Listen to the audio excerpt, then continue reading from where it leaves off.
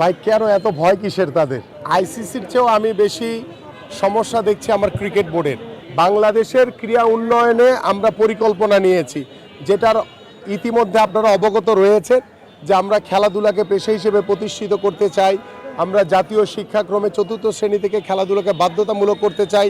পাশাপাশি আমরা আমাদের ঢাকা মহানগরী সহ সারা বাংলাদেশের গ্রামীণ জনপদে যেখানেই খালি জায়গা আমরা পাবো সেখানেই আমরা আমাদের বাচ্চাদের জন্য, আমাদের ভবিষ্যৎ প্রজন্মের জন্য মাঠ তৈরি করে সেখানে খেলার উপযোগী আমরা মাঠ তৈরি করতে চাই এবং আমাদের বয়োবৃদ্ধ যারা রয়েছে তাদের জন্য ওয়াকওয়ে তৈরি করতে চাই। এবং আমি চাই যে আমাদের প্রত্যেকটি সমাজেই একটি ক্রীড়া বান্ধব পরিবেশ তৈরি করতে, যে পরিবেশের মাধ্যমে আমরা আমাদের অনেক নৈতিক অবক্ষয়ের যে ঘটনাগুলো ঘটছে সেগুলো থেকে আমরা দূরে সরে আনতে পারবো আমাদের তরুণ সমাজকে। পাশাপাশি আমাদের এলাকায় বা বিভিন্ন জায়গায় মাদকের যে ছড়াছড়ি রয়েছে সেই মাদক থেকেও আমরা আমাদের তরুণ সমাজকে, যুব সমাজকে ফিরিয়ে এনে আমরা মাঠে আকৃষ্ট করে আমরা একটি মাদক মুক্ত সমাজ করতে পারবো ইনশাআল্লাহ।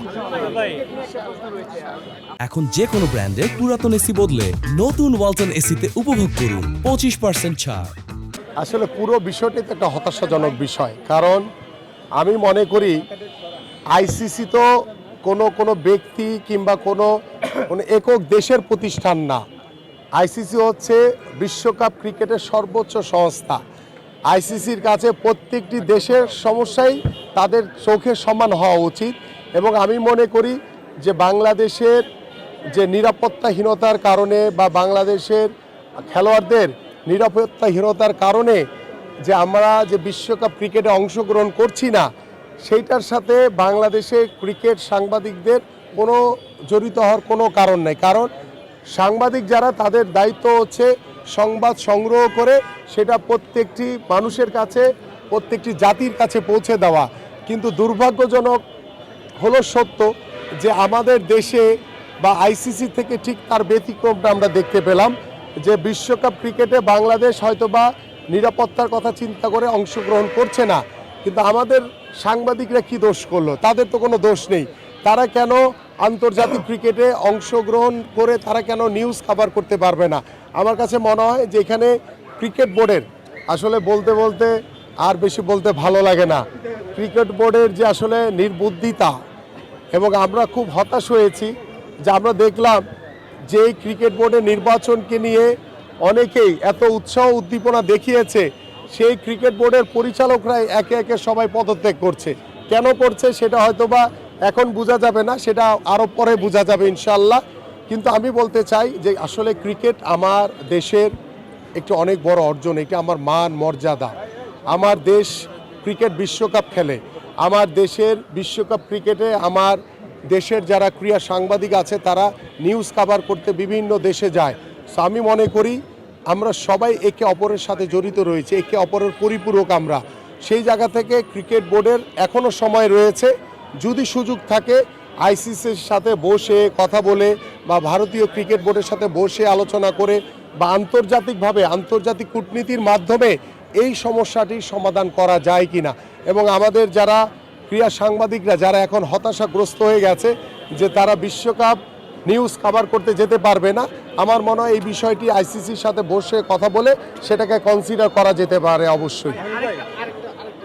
এখানে আমার কাছে মনে হয় যে আইসিসির চেয়েও আমি বেশি সমস্যা দেখছি আমার ক্রিকেট বোর্ডের।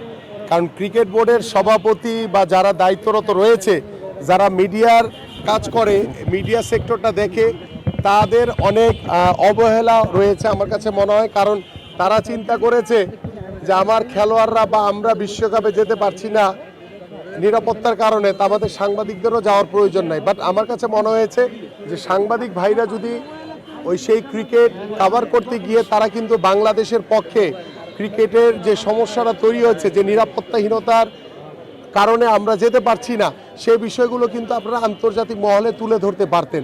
তো এই বিষয়টি আমার কাছে মনে হয় যে আমাদের ক্রিকেট বোর্ডের কমিউনিকেশনের অভাবে আজকে এই সমস্যাটি তৈরি হয়েছে। এবং আমি আশা করছি যে এখনও সুযোগ রয়েছে, এখনও সময় রয়েছে, এবং আপনারা যারা ক্রিকেটের বা আপনারা যারা স্পোর্টসের সাংবাদিক রয়েছেন, আপনারা ক্রিকেট বোর্ডের সাথে কথা বলে আলোচনার মাধ্যমে বা আইসিসির সাথে সরাসরি চিঠি আদান প্রদানের মাধ্যমে আমরা এই সমস্যাটি সমাধান করতে পারি কিনা সেটা আমরা অবশ্যই এটা খতিয়ে দেখা উচিত আমি বলে মনে করি। ফুটসালে আমাদের মেয়েরা আবার হচ্ছে সাবিনা যারা কয়েকজন ফুটবলার আছে তাদেরকে পিটার বাটলার তাদের জাতীয় দল থেকে সরিয়ে ও রেখেছে। আচ্ছা আচ্ছা, তারা কিন্তু সাফের শিরোপা জিতে নিয়ে আসলো। এখন সেক্ষেত্রে জাতীয় দলে তাদের কি কোনো সম্ভাবনা দেখছেন কিনা? আমার কাছে যেটি মনে হয় আসলে ফুটবলের যিনি কোচ তিনি আরও ভালো বলতে পারবেন এবং তার চোখে যারা ফিজিক্যালি ফিট, কারণ ফুটসালটা হচ্ছে ছোট্ট একটি জায়গা আর ফুটবল গ্রাউন্ড হচ্ছে অনেক বড়, তো সেখানে আপনার রানিং, স্টেমিনা, ফিটনেস, টেকনিক সব কিছু মিলিয়ে কিন্তু তাকে একজন পরিপূর্ণ ফুটবলার হতে হয়। তো সেই জায়গা থেকে আমার কাছে মনে হয়েছে যে ফুটসাল আর বড় ফুটবল মাঠের খেলা এক না। তো সেই জায়গা থেকে যদি সাবিনা বা যারাই ফুটসালে বাংলাদেশ দলের সুনাম বয়ে নিয়ে আসছে তারা যদি ফিজিক্যালি ফিট হয়, আমি মনে করি ডেফিনেটলি একজন ফরেন কোচ তিনি নিশ্চয়ই চাইবেন তার দল অত্যন্ত শক্তিশালী হোক এবং তার দলের শক্তিশালীর মাধ্যমে আমার দেশ যাতে আরও শক্তিশালী হয় সেটা অবশ্যই সবাই চাইবেন। আর কোচ ইস্যুতে একটা কথা চলছে যে আবার কোচকে মূল্যায়ন করার কথা বলছে, সেক্ষেত্রে আপনার কি মনে হয় কোচকে নিয়ে একটু ভাবা উচিত এবং সিবি গুলো এসে তাদেরকে মূল্যায়ন করা উচিত? আপনার কি মনে হয়? দেখেন, কোচ এটা একটা দীর্ঘমেয়াদী একটি প্রক্রিয়া। এখন দীর্ঘদিন যে কোচটি থাকে তার এই দেশের সম্পর্কে একটি ধারণা হয়, তার খেলোয়াড়দের সম্পর্কে ধারণা হয়। তো সেই জায়গা থেকে যদি কোচ যদি বারংবার যদি ব্যর্থতার পরিচয় দেয় তাহলে তো ডেফিনেটলি কোচ পরিবর্তনের কথা আসবেই।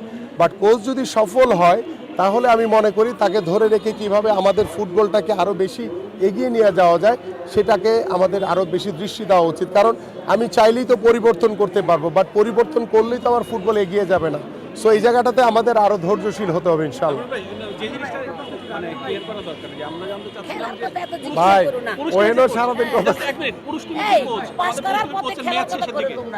মেয়াদ শেষের দিকে তো আপনি কি মনে করেন এই কোচ থাকা উচিত নাকি আমাদের যে টিম হয়েছে এখন চেঞ্জ আনা উচিত? দেখেন, আমি ইতিমধ্যে বলেছি যে আমাদের যে বর্তমান যে পুরুষ ফুটবল টিমের যিনি কোচ রয়েছেন তিনি দীর্ঘদিন ধরে ফুটবল টিমের সাথে কাজ করছেন এবং মাঝখানে একটি অলরেডি কথা উঠেছিল যে কোচকে সরিয়ে দেওয়া বিষয় নিয়ে। বাট আমার কাছে মনে হয় যে এখানে ফুটবল ফেডারেশন রয়েছে, আমাদের খেলোয়াড়রা রয়েছে, আমাদের ফুটবলের সংশ্লিষ্ট আপনারা যারা ক্রীড়া সাংবাদিক রয়েছেন, ইভেন দো আমাদের যারা ক্রীড়া সংগঠক রয়েছে, আমরা সকলেই কিন্তু আলোচনা ভিত্তিতে আমরা হয়তো এই সিদ্ধান্তটি নিলে ভালো হবে যে আমাদের যিনি বর্তমান কোচ আছেন তাকে দিয়ে কন্টিনিউ করলে কি ভালো হবে নাকি খারাপ হবে, বা তাকে চেঞ্জ করে আমরা বেটার কিছু করতে পারবো কিনা, এই বিষয়টা মনে আলোচনা সাপেক্ষে এটার সমাধান করা উচিত। খেলার প্রশ্ন আর করো না। একজন পরিচালক পদত্যাগ করেছেন, আরো কিছু করতে পারেন। আবার প্রেসিডেন্টকে নিয়ে গুঞ্জন রয়েছে তিনি আসলে দেশ ছেড়ে চলে যাচ্ছেন। এই যে একটা অবস্থা, এটার জন্য আসলে দায়ী আসলে কি? সবাই কি নিরাপদ কিনা ভোটটা টিকবে কিনা নিরাপদ সেফ জোনে থাকতে যাচ্ছে আর কি? ভাই কেন এত ভয় কিসের তাদের, কেন তারা ভয় পাচ্ছে? বিএনপি ক্ষমতা আসলে ওরা না না না না না, আমরা এমন কাজ করব না যেটা অগণতান্ত্রিক, যেটা অনৈতিক। আমরা কখনোই এইগুলোকে সমর্থন করি না। আমরা যদিও জানি, আপনারাও জানেন, আমরাও জানি যে তারা যে বোর্ডে আসছে একটি প্রশ্নবিদ্ধ একটি বোর্ডে তারা দায়িত্ব নিয়েছে এবং সেই প্রশ্নবিদ্ধ বোর্ডে তারা দায়িত্ব নিয়ে ইতিমধ্যে কিন্তু তারা যে ব্যর্থ সেটা কিন্তু প্রমাণ হয়ে গেছে। তো যারা ব্যর্থ তারা তো ডেফিনেটলি চাবে যে ভাই আমরা আমাদেরকে বাঁচানোর জন্য আমরা পদত্যাগ করে সরে যাই আগে থেকেই, তাই না? সো বোর্ড, আমার কাছে যেটি মনে হয় যে দেখেন, আমার ক্রিকেট আগে, যে কথাটি আমি বারংবার বলি যে আমার ক্রিকেট আগে, আমার দেশ আগে। সো ক্রিকেটকে ক্ষতিগ্রস্ত করলে এটার দায় দায়িত্ব কাউকে না কাউকে অবশ্যই নিতে হবে ইনশাল্লাহ। আর পাশাপাশি হচ্ছে যে যারা বর্তমানে ক্রিকেট বোর্ডে আছে তাদের শঙ্কার কোনো কারণ নেই, তারা নির্বাচনের আগ পর্যন্ত তারা সুন্দরভাবে চালাক, কারণ এখানে আইসিসির একটি বিধিনিষেধ রয়েছে, আইসিসির একটি নিয়মের কিছু বিষয় রয়েছে। আমরা সেই আইসিসির সাথে কথা বলে নিয়মের ভিতরে থেকেই আমরা আগামীর যে ক্রিকেট বোর্ড সেটাকে এমন একটি শক্তিশালী বোর্ডে প্রতিষ্ঠিত করতে চাই যাতে এই ধরনের যে ক্রিকেট নিয়ে যে শঙ্কা তৈরি হয়েছে এই শঙ্কাগুলো যাতে আমরা পরিপূর্ণভাবে কাটিয়ে উঠতে পারি।